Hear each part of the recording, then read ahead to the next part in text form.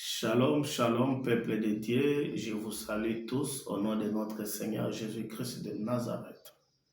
Bien-aimés dans le Seigneur, pour aujourd'hui, nous avons une petite exhortation de quelques minutes comme d'habitude, une exhortation qui va nous servir de mesures préventives contre la colère de Dieu.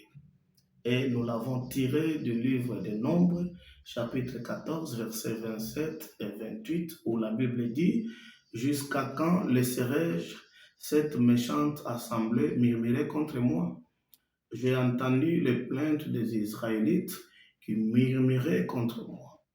Annonce-leur, aussi vrai que je suis vivant, déclare l'Éternel, je vous ferai exactement ce que je vous ai entendu dire. » Bien-aimés dans le Seigneur, dans ces passages, nous voyons les enfants d'Israël en train de murmurer pour quelque chose qu'ils n'avaient pas encore vu de la part de Dieu. Et de l'autre côté, c'est Dieu qui se met en colère contre ce peuple parce qu'il ne peut pas imaginer qu'à ce niveau, que ce peuple manifeste l'ingratitude après avoir bénéficié beaucoup de faveurs de sa part. Après avoir bénéficié beaucoup de choses qu'il avait mises à leur disposition, ils ne pouvaient pas comprendre que ce peuple puisse manifester l'ingratitude. Bien-aimés, nous devons faire très attention lorsque nous attendons quelque chose de la part de Dieu. Tu ne sauras pas ce que le Seigneur est en train de faire pendant le temps de silence. Pour les enfants d'Israël, il était en train d'enregistrer leurs plaintes parce qu'ils ne pouvaient pas imaginer.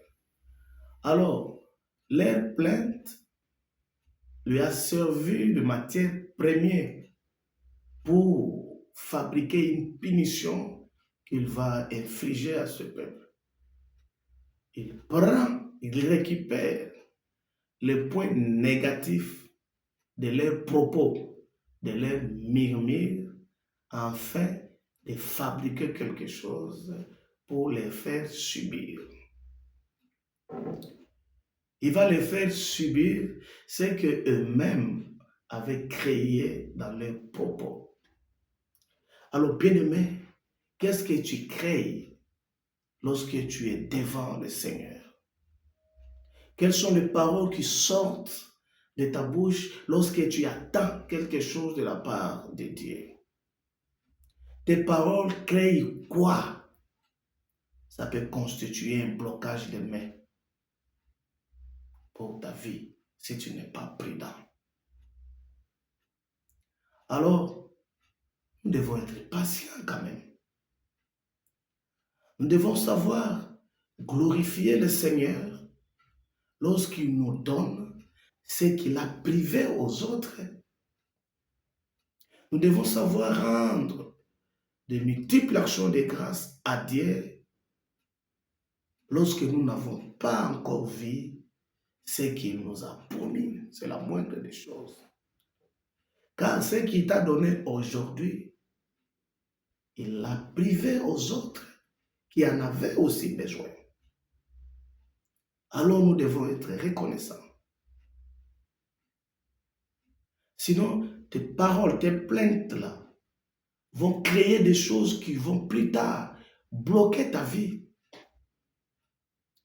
Parce que le Seigneur est étonné de voir que tu es en train de te plaindre pour des choses pour lesquelles tu en es le responsable. Le blocage que tu vis aujourd'hui, c'est toi-même qui as ouvert les portes. Et tu vis des blocages que toi-même tu as créés. Débrouillé. Il est pour rien dans tout ça.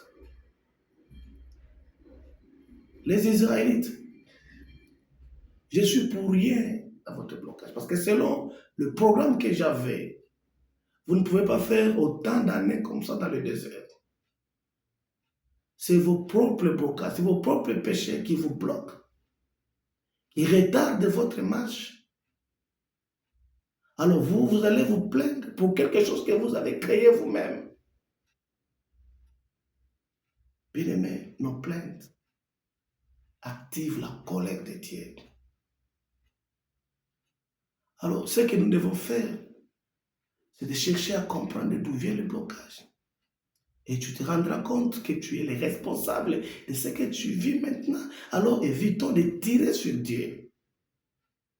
Parce que le Seigneur se soucie plus de nous faire du bien, de nous libérer de certaines situations, que de nous bloquer. Les blocages, parfois, viennent de nous-mêmes. Alors, c'est injuste lorsque nous nous plaignons contre quelque chose que nous sommes les responsables, des choses que nous avons créées nous-mêmes. Tu es bloqué aujourd'hui à cause des paroles de malédiction qui ont été prononcées contre toi par tes propres parents. Tes paroles ont créé des obstacles que tu vives aujourd'hui. Alors répands-toi au lieu de murmurer. C'est injuste.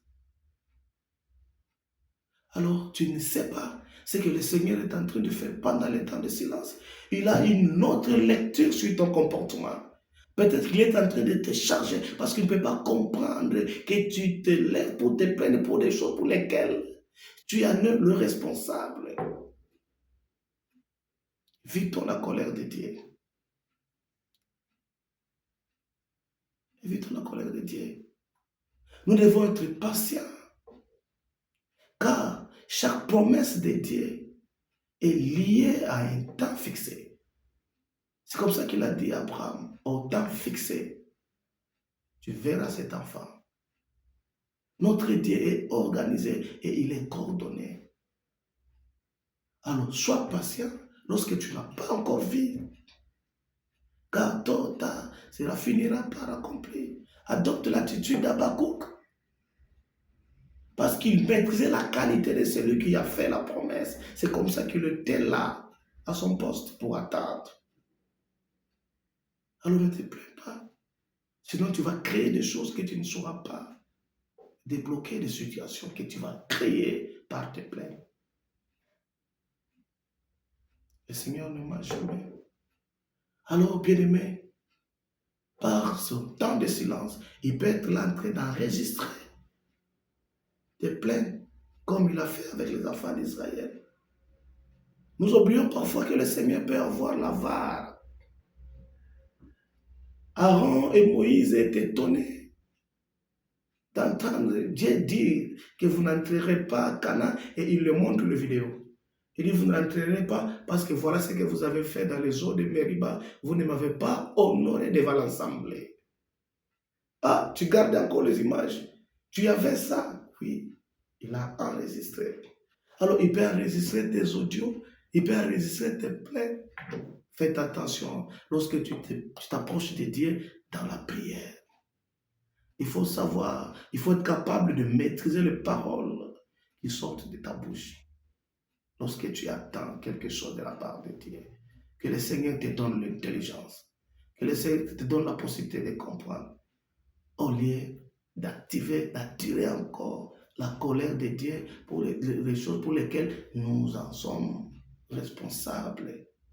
Dieu n'est pour rien dans ça.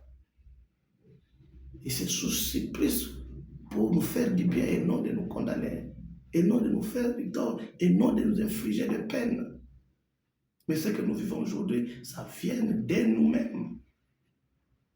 Alors, évitons d'être injustes devant le Seigneur.